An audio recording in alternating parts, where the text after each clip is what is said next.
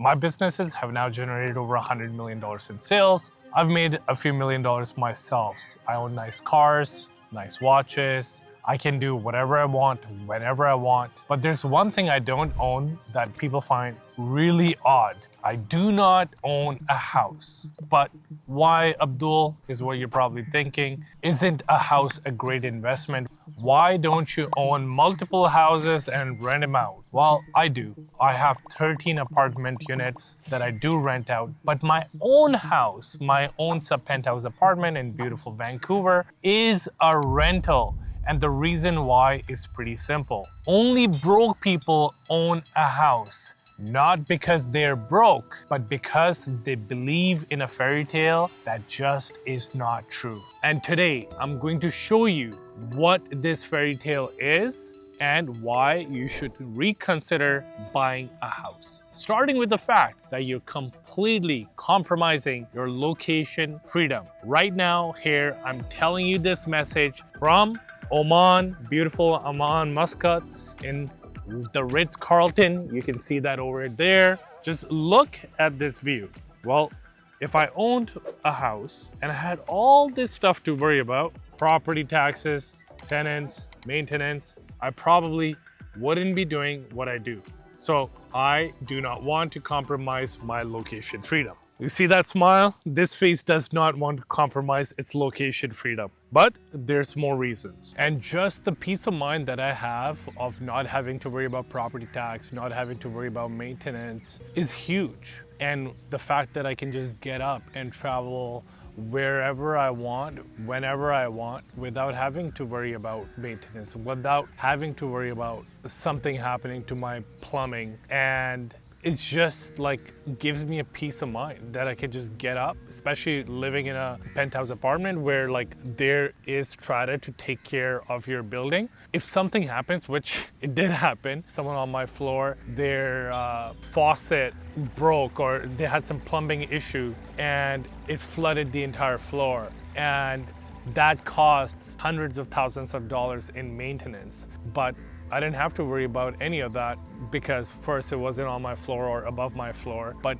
even if it did happen, I could have just simply just packed up my bags and went to another apartment building. So I just don't have to worry about that. So all my brain power could be allocated towards building my business. So that goes a very long way. And also, I've lived a pretty good life, you know? Over the last few years, I've traveled to 40 plus different countries. Every winter I travel to beautiful locations, beautiful hotels, and I do it for 90 to 120 days straight. If I owned a house, it would have been more challenging to do it. Not just from a financial standpoint, but also just from a mindset standpoint. It's very freeing to know that, you know what, you can just pack up your bags and you can be anywhere else in the world. Whereas when you just own a house, and especially if you have tenants that you're managing in your mansion, if you've got, you know, a basement floor and you lease it out to someone else, it just takes a lot of your brain power away that could be used towards enjoying your life and also building your business. So that is more of like the heart reasons, but the financial reasons are even stronger and even more compelling. Okay, so what I've got over here is a breakdown of how much it will cost for me to have my standard of living in rental. Now, I've got a sub-penthouse.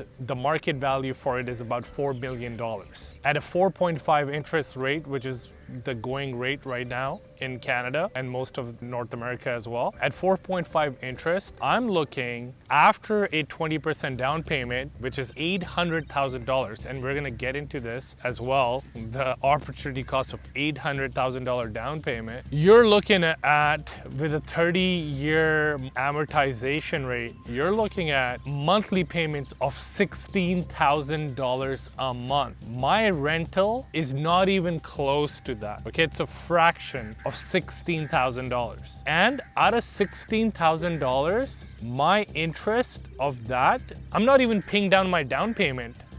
Majority of the $16,000, $12,000 of it to be exact, is going towards interest. Okay, I'm just paying the bank an interest rate of $12,000. And my principal is $4,000. My down payments towards the principal is only $4,000 a month. So most of the money that is going out is going to complete waste anyways towards the interest rate. Whereas I can rent out the exact same place with less than half of that. So I'm paying about $6,000 a month, which is peanuts. So $6,000, yeah, sure. Some of you might say $6,000, Abdul, you're just throwing that money away when you could have owned a house. Well, even if I did, my monthly outlay would be $16,000 a month.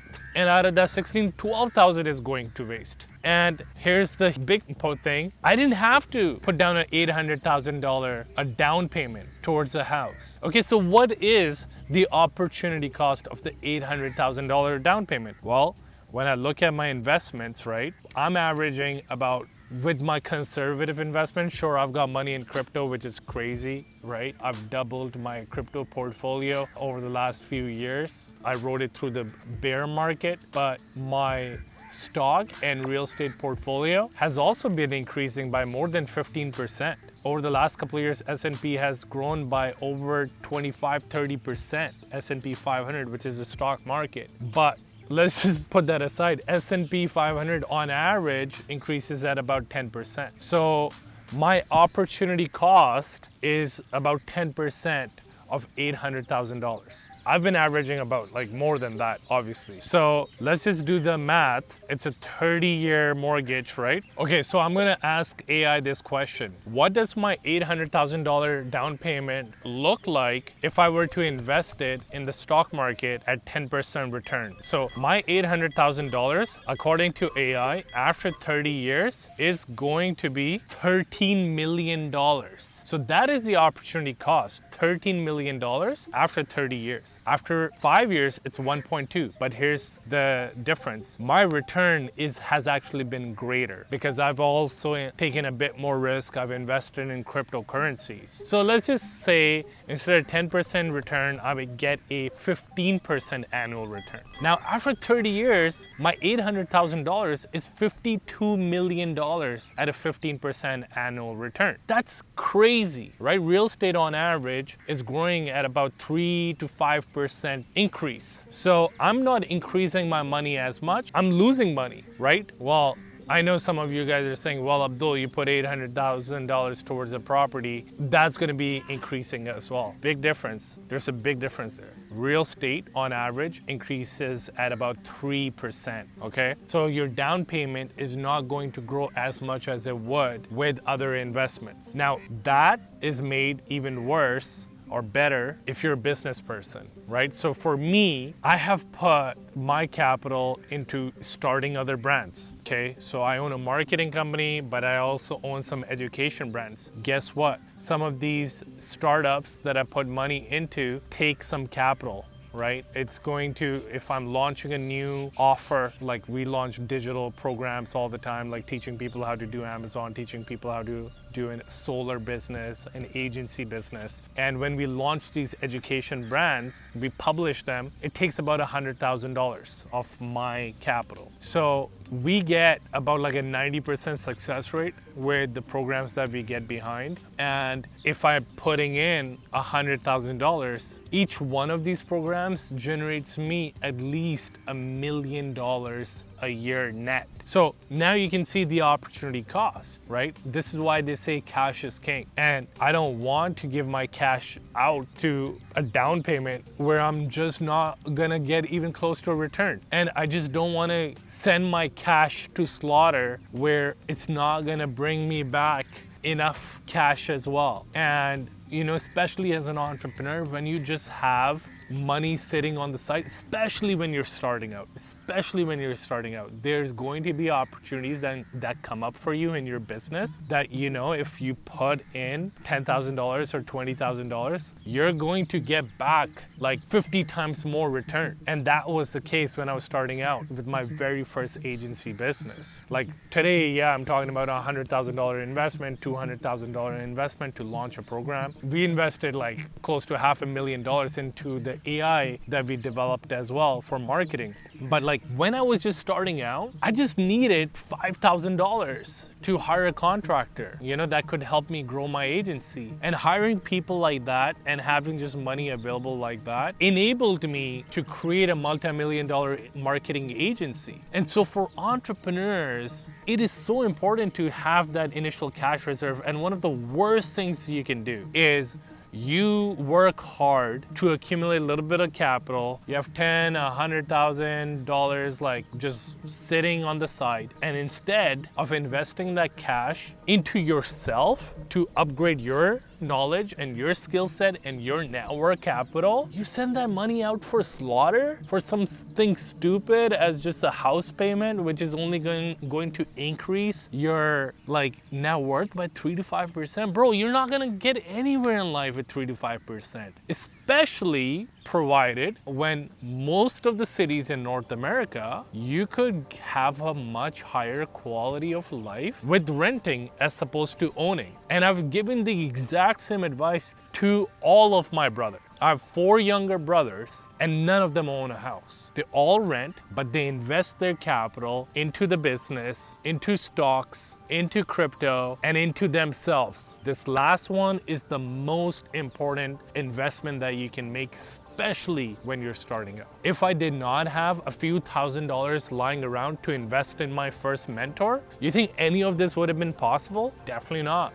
Definitely not. So don't send your money to slaughter on something stupid as buying a house. Please do not do it, okay? Unless, sure, you live somewhere in Europe. There's places in Europe where owning just makes so much more sense than renting, where renting is 4 times more expensive. Okay, cool. That might make sense. Okay, you still have to think about your down payment, whether the down payment can make sense. Like right now, I was thinking about buying a house in Dubai because buying is usually better than renting in Dubai, but I don't want to send my money to slaughter my down payment, right? That down payment with my businesses, I can quadruple in a matter of 4 years, whereas I can't really do that with real estate. So you have to start thinking about these things logically, but luckily, even from a heart-centric approach, I think it makes a lot of sense, just having that freedom, not being worried about your property, not being worried about things breaking, all those sorts of things. But from a logical standpoint, it just makes so much more sense, right? Yeah, there might be moments where your mom asks you, like my mom does, or your wife asks you that, buy a house, own something like that. And there will be nights, there will be weeks, there will be months you might reconsider what you've been doing. But over the long run, the rate of return is going to start showing the benefits of investing in yourself. Over the last 6-7 years since I've been able to buy a house, I've just seen friends that bought a house and saw how slow their progression has been and how poor their quality of life has been. Whereas for me, not only am I enjoying a great quality of life, but I've seen an exponential improvement in my own personal skills, in my business strength, in my financial strength. And I've also been able to not only do amazing things for myself, but I've also, because of propagating this message to my brothers as well, I've also seen their careers really grow exponentially as well. So it's been rewarding for me and rewarding for my brothers, and I hope this is going to be rewarding for you as well. If you like this video, please like and subscribe, and see you on the next one. Take care.